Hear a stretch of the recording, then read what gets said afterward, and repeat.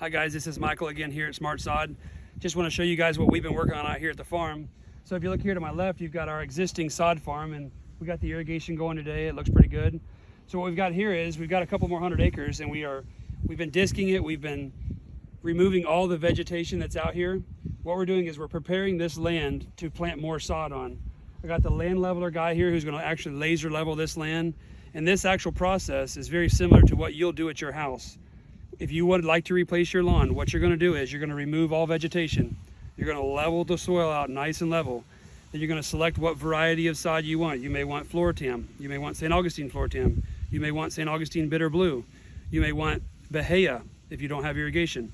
So what you'll do is you'll level out your ground after you've removed the vegetation, and then you will select the sod that you want, and then you'll lay the sod in your yard of your choosing.